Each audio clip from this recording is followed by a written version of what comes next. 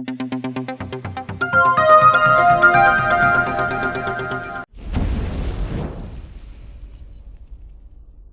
Everyone, welcome back to pharmacy India live.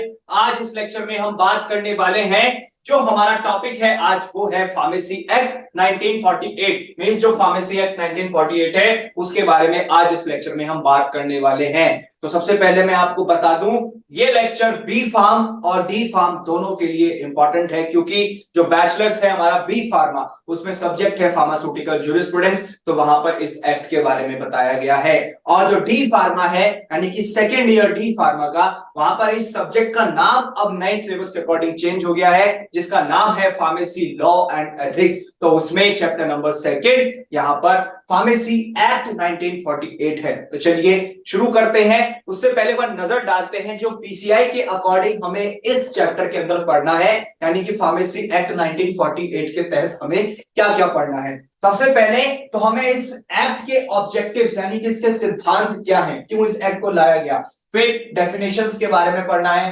Pharmacy council of India कैसे बना था, उसके कॉन्स्टिट्यूशंस क्या क्या रहे, उसके फंक्शंस क्या क्या है।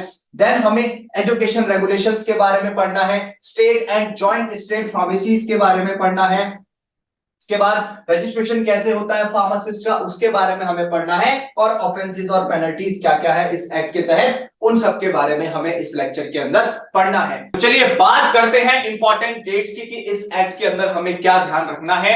सबसे पहले जो ये एक्ट पास हुआ था, ये पास हुआ था 1948 में, और ये फोर्स में यानी कि ये लागू कब से किया गया था, ये 4 मार्च 1948 में इस एक्ट को पास किया गया था। मींस पास तो 1948 की स्टार्टिंग में हुआ, लेकिन अगर मैं बात करूं कि ये इसको लागू कब से किया गया, कब से इसको फॉलो किया जाने लगा, तो वो 4 मार्च 1948 से। और इसके जो अमेंडमेंट्स यानी कि इसके अंदर कोई बदलाव हुए, कुछ चेंजेस हुए, मॉडिफिकेशंस हुए, तो सबसे पहला जो अमेंडमेंट आया था इस एक्ट का वो 1959 में, देन उसके बाद 1976 में, एंड देन लास्ट में 1981। तो ये 3 अमेंडमेंट्स आए हैं इस एक्ट के तहत। अब आगे बात करते हैं कि इस चैप्टर के अंदर बेसिकली इस फार्मेसी एक्ट के अंदर 5 चैप्टर आते हैं, और जहां पर 46 सेक्शंस होते हैं।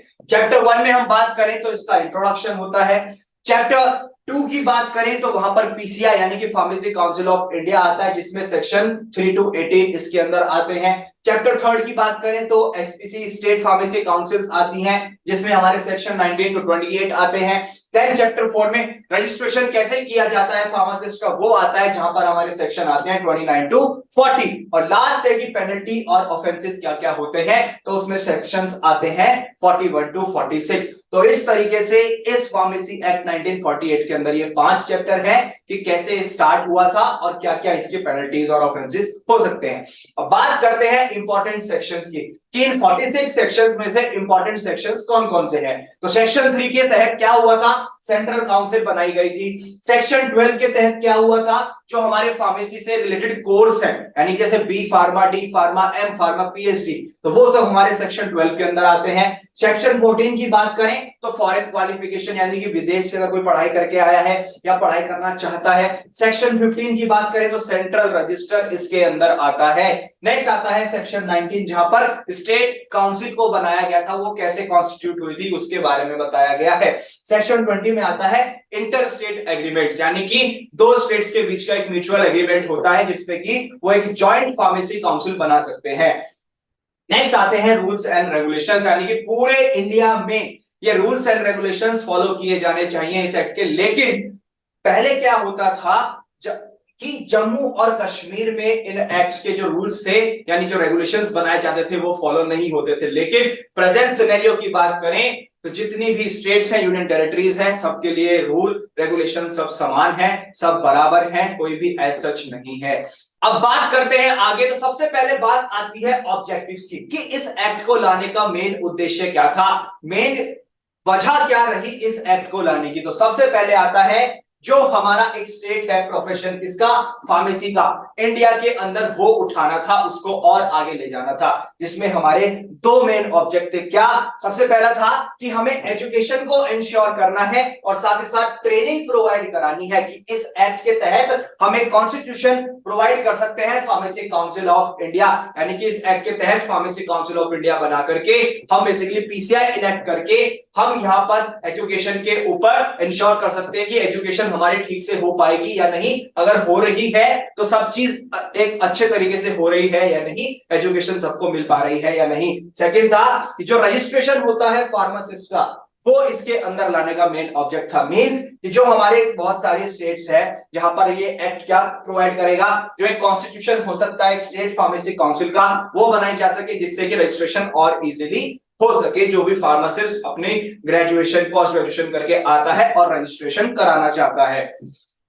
अब बात आती है इसके अंदर डेफिनेशंस की कि क्या क्या डेफिनेशंस हो सकती हैं। सबसे पहला आता है वर्ड एग्रीमेंट। मींस जब भी ये वर्ड आएगा तो इस वर्ड को यहां पर यूज किया गया था कि जो भी एंट्री होगी वो सेक्शन 20 के अंदर एंट्री होगी, जहां पर इंटरस्टेट एग्रीमेंट माना जाएगा रिगार्डिंग किसके, जो एक कॉन्स्टिट्यूशन है स्टेट काउंसिल्स का, उसके तहत। नेक्स्ट आता है अप्रूवल, यानी कि जब एक स्टेट काउंसिल सेक्शन 12 के तहत अप्रूवल दे देगा, मींस जो एक हमारे स्टडीज हैं, कोर्सेज हैं पढ़ाई के लेकर के और उनके एग्जामिनेशन जो होते हैं फार्मेसी में, वो इसके तहत, और साथ ही साथ जो सेक्शन 14 है वहां पर फॉरेन क्वालिफिकेशन को भी काउंट किया जाता है कि एक वो क्वालिफाइड पर्सन है या नहीं रजिस्ट्रेशन कराने के लिए, तो वो इस अप्रूवल के अंदर आता है। नेक्स्ट हम आती है सेंट्रल काउंसिल। मींस कि जो फार्मेसी काउंसिल ऑफ इंडिया है वो कॉन्स्टिट्यूट हुई थी अंडर सेक्शन 3, वो इसके अंदर आता है। सेंट्रल रजिस्टर मींस कि एक ऐसा रजिस्टर फार्मासिस्ट का जो कि मेंटेन होता है कहां पे, सेंट्रल काउंसिल से, किसके सेक्शन के अंडर, सेक्शन 15 के अंदर। नेक्स्ट आता है रजिस्टर। मींस कि जो ये फार्मासिस्ट का रजिस्टर है वो प्रिपेयर होता है कहां पर और मेंटेन किया जाता है इस फार्मेसी काउंसिल ऑफ इंडिया के द्वारा, और फार्मासिस्ट का रजिस्टर हर स्टेट काउंसिल में भी होते हैं। मान लिया अगर मैं यूपी से बिलोंग करता हूं, मेरा रजिस्ट्रेशन हुआ है फार्मासिस्ट का, तो बेसिकली मेरा जो रजिस्टर, मेरी रजिस्टर में जो एंट्री होगी वो स्टेट काउंसिल में होगी, और साथ ही साथ मेरी एंट्री यहां सेंट्रल रजिस्टर में फार्मेसी काउंसिल ऑफ इंडिया में भी हो चुकी होगी। नेक्स्ट आते हैं रजिस्टर्ड फार्मासिस्ट। मींस कि एक ऐसा पर्सन जो कि अपना इस रजिस्टर के अंदर एंटर करा लेता है नेम, उसका नाम दर्ज हो जाता है। स्टेट काउंसिल की बात करें तो जो स्टेट काउंसिल ऑफ फार्मेसी होता है वो उसको कॉन्स्टिट्यूट किया गया था अंडर सेक्शन 19। नेक्स्ट आता है यूनिवर्सिटी ग्रांट्स कमीशन, जिसे आप यूजीसी के नाम से जानते हैं। मींस जो ये यूनिवर्सिटी ग्रांट कमीशन है ये एस्टैब्लिश हुई थी अंडर सेक्शन 4, जहां पर ये देखा गया था, ये माना जाता है कि जो यूनिवर्सिटी ग्रांट कमीशन एक्ट आया था वो 1956 में आया था। ये एक सेंट्रल बॉडी है, सेंट्रल अथॉरिटी है जो ऑल ओवर इंडिया जितने भी इंस्टीट्यूशंस होते हैं, यूनिवर्सिटीज होती हैं, सबको अप्रूवल देती हैं।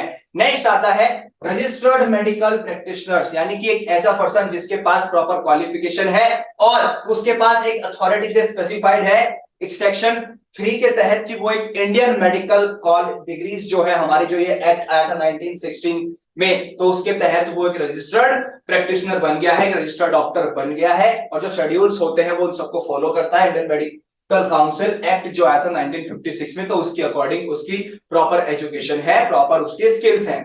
अब बात करते हैं एजुकेशन रेगुलेशंस की, जो कि 1991 में आए थे। सबसे पहले आता है कि इसको रिपील किया गया था 1981 में, जहां पर एजुकेशन रेगुलेशंस को बनाया गया था। साथ ही साथ अगर हम बात करें as per the section 10, means कि जो एक फार्मेसी एक्ट 1948 है, जब पीसीआई ने ये डिसाइड किया कि हम रेगुलेशंस बनाएंगे जिनको हम एजुकेशन रेगुलेशन कहेंगे, कि जैसे सेंट्रल गवर्नमेंट के द्वारा जिसको अप्रूवल मिल जाएगा तो वो हमारा एजुकेशन रेगुलेशन के अंदर आ जाएगा। फर्स्ट एजुकेशन रेगुलेशन जो था वो अप्रूव हुआ था ministry of health and family welfare के द्वारा। कब? 11 जुलाई 1953 में सबसे पहला एजुकेशन रेगुलेशन जो आया था ministry of health and family welfare यानी कि इंडियन गवर्नमेंट के द्वारा, वो आया था 11 जुलाई 1953 में। नेक्स्ट आता है जो फर्स्ट एजुकेशन रेगुलेशन आया था वो 1953 में आया था, सेकेंड रेगुलेशन आया था 1972 में, थर्ड आया था 1981 में, और जो लास्ट यानी कि फोर्थ एडिशन आया था वो आया था 1991 में। अब बात आती है कि मिनिमम क्वालिफिकेशन क्या होनी चाहिए। एक पर्सन जिसके पास 18 साल की उम्र है, 18 साल की उसकी एज हो गई है, तो minimum qualification. Duration of training, training की ड्यूरेशन कितनी रहनी चाहिए, यानी कि अगर हम बात करें तो 250 घंटे 250 आवर से कम का उसका एक जो उसने टाइम डिवोट किया है अपनी ट्रेनिंग में वो कम नहीं होना चाहिए, जो कि एक प्रेस्क्राइब भी होता है किसी भी रिकॉग्नाइज्ड हॉस्पिटल से या डिस्पेंसरी से या फार्मेसी पे जहां पर उसने ये ट्रेनिंग की हो। और साथ ही साथ 500 घंटे से कम का इसका एक नेचर नहीं होना चाहिए जो वो एक प्रैक्टिकल ट्रेनिंग करता है अपनी। ठीक है, यानी कि 250 से 500 घंटे तो है, लेकिन अगर वो एक्चुअल में फार्मेसी पे उसने काम किया, प्रैक्टिकल ट्रेनिंग की है, तो वो 500 घंटे की होनी चाहिए। नेक्स्ट आता है स्टैंडर्ड ऑफ एग्जामिनेशन। मींस जो भी हमारे इक्विपमेंट या फैसिलिटीज चाहिए एक स्टूडेंट के लिए वो कॉलेज प्रोवाइड करे, साथ ही साथ जो एक अप्रूवल होता है स्टडी के कोर्सेज का उनको मिले, और क्या वो स्टैंडर्ड एग्जामिनेशन करने वाले हैं सेंट्रल काउंसिल से उसकी भी परमिशन ले। नेक्स्ट अब बात करते हैं जो एक अप्रूवल होता है हमारे कोर्स ऑफ स्टडीज और एग्जामिनेशन का, वो किस तरीके से होता है। सबसे पहला, कोई भी ऐसा इंस्टीट्यूट जो कि एक कोर्स लेना चाहता है फार्मेसी की स्टडीज का, एक फार्मासिस्ट के लिए, जो कि अप्लाई कर सकता है सेंट्रल काउंसिल में। साथ ही साथ जो ये सेक्शन होता है वो डील करता है अप्रूवल के लिए, जो भी उनको अपने स्टडी के कोर्सेज चाहिए उसके अप्रूवल के लिए और एग्जामिनेशन के लिए। सेक्शन 12(1) के तहत उन्हें अप्रूवल मिलता है, जहां पर उन्हें सेंट्रल काउंसिल को सेटिस्फाई करना होता है कि हम सारी रिक्वायरमेंट्स फुलफिल करने वाले हैं। नेक्स्ट, स्टूडेंट्स जो है यहाँ पर एंटाइटल होंगे, किसमें एग्जामिन किए जाएंगे, वो अंडर सेक्शन 12(2) के। इसके बाद आता है कि जो हमारा फार्मेसी एजुकेशन है वो भी इस एक्ट के अंदर आ गया, और वो भी आज हमारा टेक्निकल एजुकेशन में माना जाता है, जैसे कि AICTE होता है, तो उनके थ्रू भी इवैल्यूएशन होता है, एक्सपर्ट कमेटी आती है जब इन्हें कोई भी नया कोर्स लेना होता है। नेक्स्ट आते हैं जो एक साइन मेमोरेंडम होता है, एक ये समझने का जिसे हम MOU कहते हैं, मेमोरेंडम ऑफ अंडरस्टैंडिंग, ठीक है, किस किस के बीच में, AICTE और सेंट्रल काउंसिल के बीच में, जब एक अप्रूवल देना होता है सेक्शन 20 के तहत किसी भी एक नए कोर्स के लिए। अब बात करते हैं कि विड्रॉवल ऑफ अप्रूवल, यानी कि जो एक हमारी एग्जीक्यूटिव कमेटी आती है, जब वो रिपोर्ट बनाती है सेंट्रल गवर्नमेंट की तरफ से, जो काउंसिल से आते हैं, यानी कि सेंट्रल काउंसिल से जब एक्सपर्ट कमेटी आती है, तो वो अगर विड्रॉ करते हैं अपने अप्रूवल को, तो वो 3 महीने के अंदर अंदर जो है बेसिकली नोटिस देना होता है। यानी कि अगर सेंट्रल काउंसिल की तरफ से विड्रॉल हुआ है, मींस कि वो अप्रूवल नहीं देना चाहते हैं, तो वो नोटिस के तहत उन्हें 3 महीने के अंदर बता देंगे। और अगर इन्हें विड्रॉल करना है, जिन्होंने अपना अप्रूवल कराने के लिए इस प्रोसीजर को चालू किया था, तो उन्हें भी 3 महीने के अंदर अंदर अपने नोटिस के जरिए बताना है। नेक्स्ट आते हैं जो एक इंप्लीमेंटेशन होता है हमारे एजुकेशन रेगुलेशंस का स्टेट में, वो किस तरीके से होता है। सबसे पहला, जब भी एक फार्मेसी काउंसिल कॉन्स्टिट्यूट हो जाती है किसी भी पर्टिकुलर स्टेट में, तो जो स्टेट गवर्नमेंट होती है इस कॉन्स्टिट्यूशन में विद रिस्पेक्ट की काउंसिल डिक्लेयर करती है कि एजुकेशन रेगुलेशंस क्या क्या होने वाले हैं, और वो किस तरीके से अपनी अपनी रेस्पेक्टिव स्टेट्स में अफेक्ट करेंगे, उन पर असर डालेंगे। सबसे पहले अब बात आती है फार्मेसी काउंसिल ऑफ इंडिया की। जो फार्मेसी काउंसिल ऑफ इंडिया है, इसको कॉन्स्टिट्यूट किया था, बनाया था सेंट्रल गवर्नमेंट ने। साथ ही साथ जो हमारा सेंट्रल काउंसिल, जिसे हम PCI के नाम से जानते हैं, वो 1949 में बनाया गया था। उसके बाद इसे हर 5 साल में रिकॉन्स्टिट्यूट किया जाता है, यानी कि हर 5 साल में इसके मेंबर्स चेंज होते हैं, और जो प्रेसिडेंट और वाइस प्रेसिडेंट होते हैं वो नॉमिनेट होते हैं, जो PCI यानी कि फार्मेसी काउंसिल ऑफ इंडिया के मेंबर्स होते हैं। नेक्स्ट, अभी प्रेजेंट की अगर हम बात करें, तो जो PCI के हमारे वाइस, जो PCI के हमारे प्रेसिडेंट हैं वो हैं डॉक्टर मोंटू कुमार पटेल। और अगर मैं बात करूं वाइस प्रेसिडेंट की, तो बेसिकली डॉक्टर शरफ वाइस प्रेसिडेंट थे, अब चेंज हो गए हैं, वो आप चेक कर लीजिएगा कि प्रेजेंट में हमारे करंट में वाइस प्रेसिडेंट कौन है PCI के। नेक्स्ट, जो इसके नॉमिनेटेड मेंबर्स होते हैं और साथ ही साथ जो इसके इलेक्टेड मेंबर्स होते हैं, वो इस अपनी 3 कॉन्जिक्यूटिव मीटिंग्स में एब्सेंट रह सकते हैं। मींस की जो उनकी जो मीटिंग्स होती हैं उसमें वो 3 लगातार मीटिंग्स में एब्सेंट रह सकते हैं, लेकिन अगर चौथे में उसमें एब्सेंट होते हैं तो इन्हें जो है रिजाइन देना पड़ता है अपने पद से। जो भी इनको पद, यानी कि जो भी इन्हें पोस्ट मिलती है, मेंबर्स इलेक्ट हुए हैं या ये इलेक्टिव मेंबर्स में काउंट होते हैं, नॉमिनेटेड मेंबर्स में काउंट होते हैं, तो वो उन्हें पद अपना छोड़ना पड़ता है। साथ ही साथ अगर सीट वैकेंट हो जाती है तो वहां पर जो प्रेसिडेंट और वाइस प्रेसिडेंट होते हैं वो अपने अकॉर्डिंग, अपने सहानुभूति के साथ वो उसको रिकॉन्स्टिट्यूट कर सकते हैं। नेक्स्ट आता है जो इलेक्टेड और नॉमिनेटेड मेंबर्स होते हैं, वो अगर रिजाइन करना चाहते हैं PCI की कमेटी से, PCI से, तो वो एक रिटन फॉर्म में, अपनी खुद से हैंड रिटन फॉर्म में एक रिजाइन जो है लिख कर देंगे, किसको, प्रेसिडेंट को, कि हम यहां से क्यों जाना चाहते हैं। नेक्स्ट, अब बात आती है कि जो फार्मेसी काउंसिल ऑफ इंडिया है उनके मेंबर्स की। तो सबसे पहले आता है इलेक्टेड मेंबर्स की। इलेक्टेड मेंबर्स क्या होते हैं, यहां पर 6 मेंबर्स हमारे ऐसे होते हैं जिसमें से एटलीस्ट कम से कम 4 मेंबर ऐसे होते हैं जो कि टीचर्स होते हैं, और UGC यूनिवर्सिटी ग्रांट कमीशन ने उन्हें इलेक्ट किया होता है। नेक्स्ट आता है एक मेंबर ऐसा होता है जो मेडिकल काउंसिल ऑफ इंडिया इसमें इलेक्ट करता है, यानी कि उसको चूज करता है। और एक मेंबर ऐसा होता है जो फार्मासिस्ट को रिप्रेजेंट करता है, जो हर स्टेट उनको इलेक्ट करती है, यानी कि हर स्टेट के तौर पर एक चेहरा ऐसा लाया जाता है जो फार्मासिस्ट कम्युनिटी को बेसिकली रिप्रेजेंट करता है। तो टोटल हो गए हमारे 8 मेंबर्स। नेक्स्ट अब आते हैं, बात आती है नॉमिनेटेड मेंबर्स की। तो 6 मेंबर्स में से 4 मेंबर्स ऐसे होते हैं जिनके पास बेसिकली अपनी एक डिग्री या डिप्लोमा फार्मेसी का होता है। नहीं, 2 मेंबर ऐसे होते हैं जिसको एक तो यूजीसी इलेक्ट करती है और एक एआईसीटीई इलेक्ट करती है। और नेक्स्ट आता है एक मेंबर ऐसा जो कि फार्मासिस्ट की कैटेगरी को रिप्रेजेंट करता है, जो हर स्टेट मिलकर के उसको जो है बेसिकली यूनियन टेरिटरीज या स्टेट गवर्नमेंट मिलकर इलेक्ट करते हैं। तो टोटल हो गए 9 मेंबर। अब नेक्स्ट बात आती है इसमें एक्स ऑफिशियो मेंबर्स की। मींस कि यहां पर जो हमारे जो डायरेक्टर होते हैं वो director general of health services वो होते हैं। नेक्स्ट होते हैं जो हमारे डायरेक्टर होते हैं सेंट्रल ड्रग लेबोरेटरीज के, वो इसके मेंबर होते हैं एक्स ऑफिशियो में। और नेक्स्ट जो ड्रग कंट्रोलर ऑफ इंडिया होता है यानी कि डीसीजीआई, वो इसके एक्स ऑफिशियो मेंबर्स में काउंट होते हैं। तो टोटल हो गए 3। तो इस तरीके से पूरा हमारा pharmacy council of India constitute होता है, जिसके अंदर हमारी जो कॉन्स्टिट्यूशन असेंबली है यानी कि फार्मेसी काउंसिल ऑफ इंडिया की जो असेंबली है वहां पर 8 मेंबर होते हैं इलेक्टेड मेंबर्स, 9 मेंबर्स होते हैं नॉमिनेटेड मेंबर्स और 3 होते हैं हमारे एक्स ऑफिशियो मेंबर्स। अब आगे चल के बात आती है कि एक रोल क्या होता है सेंट्रल काउंसिल का, काम क्या है सेंट्रल काउंसिल का। तो सबसे पहला एजुकेशन को रेगुलेट करने का काम होता है। नेक्स्ट जो भी इक्विपमेंट्स और फैसिलिटीज चाहिए एक स्टूडेंट को जो कॉलेज प्रोवाइड करेगा, उसके ऊपर देखरेख का जो रेस्पॉन्सिबिलिटी होती है वो पीसीआई की होती है कि ठीक से फॉलो हो रहा है या नहीं। नेक्स्ट जो भी अप्रूवल देना है, स्टडी जो होती है हमारी पढ़ाई जो चलती है कॉलेजेस में उनके कोर्सेज को और एग्जामिनेशन को, वो पीसीआई करता है। नेक्स्ट जो अप्रूवल का विड्रॉवल है उसके प्रोसेस में भी रिस्पांसिबिलिटी पीसीआई की होती है। नेक्स्ट जो सेंट्रल काउंसिल है वो अपॉइंट कर सकता है एक रजिस्ट्रार जो बेसिकली क्या काम करेगा, जो एक सेक्रेटरी की तरह काम करता है काउंसिल के लिए, और अगर उसे बेसिकली कभी जरूरत पड़ती है तो तब भी वो मदद कर सकता है।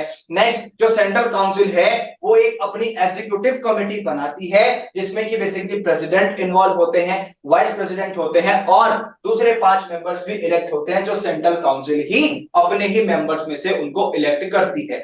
अब बात आती है नेक्स्ट जो रूल्स बनाए जाते हैं और स्टेट गवर्नमेंट के द्वारा, तो वो अच्छे से रेगुलेट अच्छे से फॉलो हो रही है या नहीं, उस पर देखरेख करने की जिम्मेदारी भी फार्मेसी काउंसिल की होती है यानी कि सेंट्रल काउंसिल की। अब बात आती है स्टेट फार्मेसी काउंसिल की। तो जो स्टेट फार्मेसी काउंसिल और हमारी जॉइंट स्टेट काउंसिल्स होती हैं ये भी कॉन्स्टिट्यूट हुई थी इस एक्ट के तहत, यानी कि स्टेट गवर्नमेंट इनको इलेक्ट करती हैं। 2 या 2 से ज्यादा स्टेट्स मिलकर भी अगर एग्री हो जाते हैं, म्यूचुअल एग्रीमेंट बन जाता है, तो वो एक डेफिनेट काउंसिल खोल सकते हैं और एक इनडेफिनेट पीरियड के लिए भी चला सकते हैं, यानी कि कोई ऐसा रिक्वायरमेंट नहीं है कि सिर्फ 1 साल के लिए 2 साल के लिए। अगर उनके बीच में एग्रीमेंट हो जाता है तो उसके तहत वो अपनी एक जॉइंट फार्मेसी काउंसिल बना सकते हैं। जो प्रेसिडेंट और वाइस प्रेसिडेंट होते हैं स्टेट काउंसिल्स के, वो इलेक्ट होते हैं उन्हीं मेंबर्स में से जो उनके बीच में होते हैं, यानी कि जो उस पर्टिकुलर स्टेट काउंसिल में होते हैं। नेक्स्ट जो काउंसिल होता है वो अपॉइंट कर सकता है एक रजिस्ट्रार जो कि काम करता है अपने एक असिस्टेंस की तरह काम करता है वाइस प्रेसिडेंट और प्रेसिडेंट की। साथ ही साथ जो स्टाफ होता है वो क्वालिफाइड होना चाहिए और जो ऑफिसर्स हैं वो भी क्वालिफाइड होने चाहिए। नेक्स्ट जो ड्यूरेशन होता है हर काउंसिल का वो 5 साल होता है। हालांकि ये रिकॉन्स्टिट्यूट भी हो सकती है, वो सेम मेंबर्स भी दोबारा आ सकते हैं अगर सहमति बन जाती है तो। नेक्स्ट अब बात आती है कि जो मेंबर्स होते हैं स्टेट फार्मेसी काउंसिल में वो कौन होते हैं और जॉइंट स्टेट फार्मेसी काउंसिल में कितने मेंबर्स होते हैं। सबसे पहले हम बात करते हैं इलेक्टेड मेंबर्स की। तो 6 रजिस्टर्ड फार्मासिस्ट होते हैं जो उन्हीं के बीच में से यहां पर चूज किए जाते हैं और एक मेंबर ऐसा होता है बेसिकली जो मेडिकल काउंसिल उनमें उसको सेलेक्ट करता है यानी कि इलेक्ट करता है। नॉमिनेटेड मेंबर्स की अगर हम बात करें तो 5 मेंबर्स में से 3 मेंबर ऐसे होते हैं जिनके पास या तो बी फार्मा या डी फार्मा होता है। और एक्स ऑफिशियो मेंबर्स की बात करें तो एक चीफ एडमिनिस्ट्रेटिव मेडिकल ऑफिसर होता है इस पर्टिकुलर स्टेट का और एक ऑफिसर इंचार्ज होता है ड्रग एंड कॉस्मेटिक एक्ट के तहत। और नेक्स्ट जो गवर्नमेंट एनालिस्ट होता है ड्रग एंड कॉस्मेटिक एक्ट के तहत, वो यहां पर एक्स ऑफिशियो मेंबर्स में काउंट किया जाता है। अब बात करते हैं जॉइंट स्टेट फार्मेसी काउंसिल की। तो यहां पर भी सेम है कि 6 मेंबर्स इलेक्ट होते हैं उन्हीं सब में से, जहां पर एक फार्मासिस्ट ऐसा होता है जो हर स्टेट को रिप्रेजेंट करता है और एक एक मेंबर ऐसा होता है जिसे मेडिकल काउंसिल जो है उसको इलेक्ट करता है, जो हर स्टेट को रिप्रेजेंट करता है। और अब बात आती है नॉमिनेटेड मेंबर्स की, तो 2 से 4 मेंबर ऐसे होते हैं जिनको नॉमिनेट किया जाता है। जो भी हमारे मेंबर्स होते हैं जिनके पास डी फार्मा या बी फार्मा होती हैं, उन्हीं के बीच में से उन्हें खड़ा किया जाता है। नेक्स्ट अब बात करते हैं एक्स ऑफिशियो मेंबर्स की। तो चीफ एडमिनिस्ट्रेटिव मेडिकल ऑफिसर होता है उस पर्टिकुलर पार्टिसिपेटिंग स्टेट का। नेक्स्ट जो ऑफिसर इंचार्ज होते हैं ड्रग एंड कंट्रोल एडमिनिस्ट्रेशन जो होता है हर स्टेट के पार्टिसिपेंट का, तो वो यहाँ पर होते हैं। और नेक्स्ट आता है जो गवर्नमेंट एनालिस्ट होते हैं हमारे हर पार्टिसिपेटिंग स्टेट के, तो वहां से उनको भी जो है एक्स ऑफिशियो मेंबर में काउंट किया जाता है। अब बात करते हैं next role of state pharmacy council. State pharmacy council का क्या रोल होता है?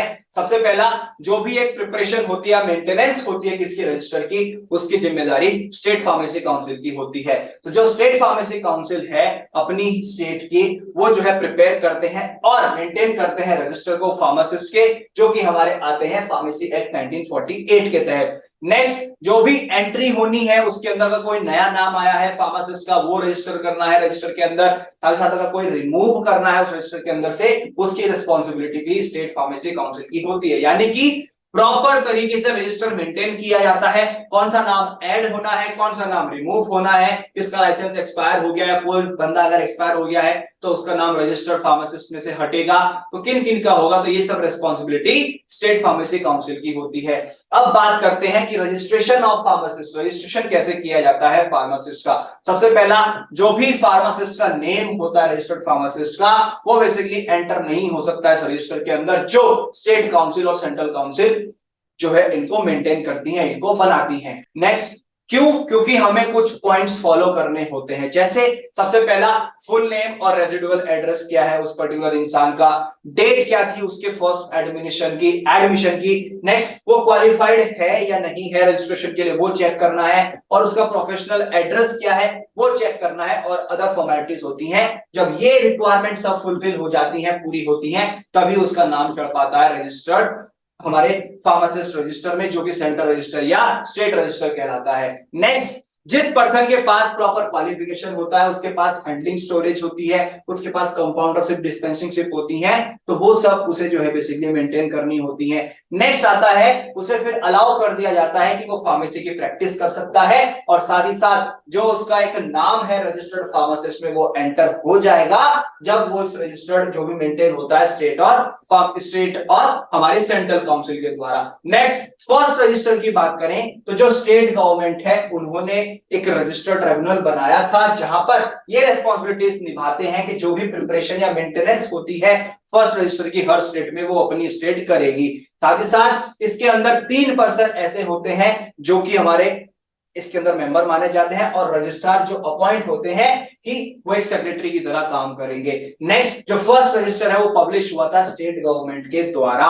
अब बात आती है कि क्वालिफिकेशन क्या होनी चाहिए जब हमारी एंट्री होनी होती है फर्स्ट रजिस्टर में, यानी कि a person who has attain the age of 18 year. सबसे पहले आता है उसके पास डिग्री होना चाहिए बी फार्मा या डी फार्मा, किसी भी फार्मेसी या फार्मास्यूटिकल केमिस्ट्री से, या उसके पास केमिस्ट या ड्रगिस्ट का एक डिप्लोमा हो इंडियन यूनिवर्सिटी से या स्टेट गवर्नमेंट से, तब वो एलिजिबल है। साथ ही साथ उसके पास या तो इंडियन यूनिवर्सिटी से जो है बेसिकली एक डिग्री होना चाहिए जो हमारा फार्मेसी से डील करता हो, या डी फार्मा होना चाहिए फार्मास्यूटिकल केमिस्ट्री से, और साथ ही साथ वो इंगेज रहा हो कंपाउंडिंग में, जो ड्रग्स की कंपाउंडिंग होती है हॉस्पिटल्स में या डिस्पेंसरीज में या अदर प्लेसेस पे, तो उससे उसे जो है बेसिकली उसकी रेगुलर डिस्पेंस कितनी होती है, एक कम तो नहीं है, जो हमारे गवर्नमेंट ने डिसाइड किया हुआ है, वो अगर फॉलो है तो वो क्वालिफाइड माना जाता है। और उसने एग्जाम्स भी पास किए हो, जो भी उसकी पर्टिकुलर रिकॉग्नाइज्ड यूनिवर्सिटी कराती है, कॉलेज कराती है। साथ ही साथ अगर उसने कंपाउंडिंग या डिस्पेंसरी की है तो उसके लिए भी प्रॉपर एग्जाम उसने पास किया हो।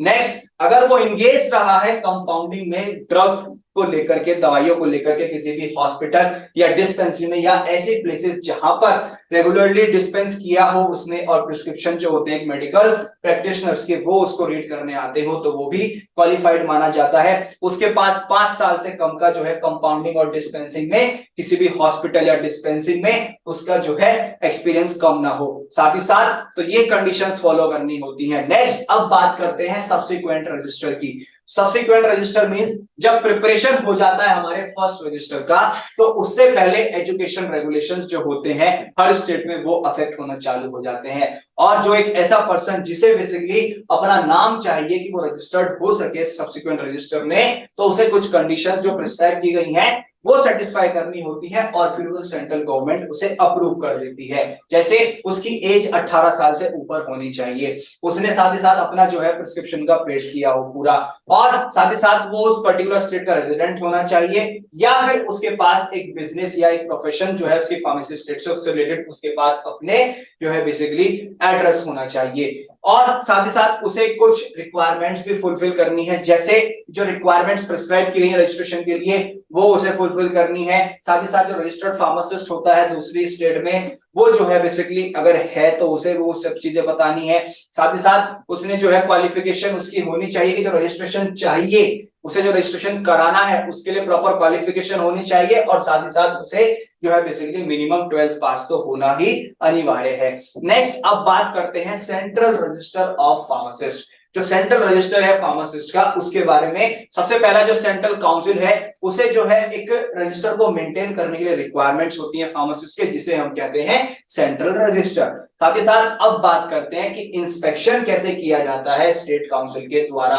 तो बेसिकली जो स्टेट गवर्नमेंट होती है वो अपॉइंट करती है सुटेबल नंबर ऑफ इंस्पेक्टर्स, जो कि ये इंस्पेक्ट करते हैं कि प्रॉपर अच्छे तरीके से ड्रग्स को लेकर के काम हो रहा है या नहीं, ड्रग्स अच्छे से डिस्पेंस हो रही है या नहीं, और कंपाउंड हो रही है या नहीं। साथ ही साथ अब बात करते हैं कि जब रजिस्ट्रेशन हो जाता है, जब एक स्टेट फार्मेसी काउंसिल बन जाती है, तो उसके बाद क्या होता है। जिस पर्सन के पास अपनी प्रॉपर एक एप्लीकेशन है कि वो रजिस्ट्रेशन कराने गया था लेकिन उसका रिजेक्ट हो गया है, तो उसके बाद क्या करना है, उसे रजिस्ट्रार ने अगर कैंसिल कर दिया उसका या फिर रिजेक्ट कर दिया है, तो वो दोबारा से स्टेट काउंसिल में अपील कर सकता है। कब? 3 महीने के अंदर अंदर, यानी कि 3 महीने अगर उसे प्रॉपर हो गए हैं तो उन 3 महीनों में वो कर सकता है दोबारा से अपील। जो डिसीजन होता है स्टेट काउंसिल का वो फाइनल माना जाता है। और साथ ही साथ अगर रजिस्ट्रार का जो ओपिनियन है, जहां पर एप्लीकेंट को जो है अपनी प्रॉपर क्वालिफिकेशन बतानी है रजिस्ट्रेशन के लिए, अगर वो अपना डायरेक्ट अपना, चाहे वो लड़का है लड़की है, अपना रजिस्टर के अंदर एंटर कराना चाहते हैं तो रिक्वायरमेंट्स फुलफिल करनी होती हैं। अब बात करते हैं कि रजिस्ट्रेशन जो होता है फार्मासिस्ट का वो किस तरीके से होता है। जब एक नेम एंटर हो जाता है बेसिकली पर्सन का रजिस्टर के अंदर, तो जो रजिस्टर इश्यू होता है वहां पर उसे एक सर्टिफिकेशन मिल जाता है अपने रजिस्ट्रेशन का, यानी कि जिसे हर साल उसे रिन्यूअल कराना होता है। जो रजिस्ट्रेशन होता है वो हर साल 31 दिसंबर तक वैलिड होता है, यानी कि अगर किसी का 1 जनवरी को रजिस्ट्रेशन हुआ है तो वो 31 दिसंबर में एक्सपायर हो जाएगा। जिसके बाद उसे रिन्यू कराना होता है, प्रॉपर पेमेंट होती है, फीस प्रिस्क्राइब की गई है काउंसिल्स के द्वारा, वो उसे फुलफिल करनी होती है।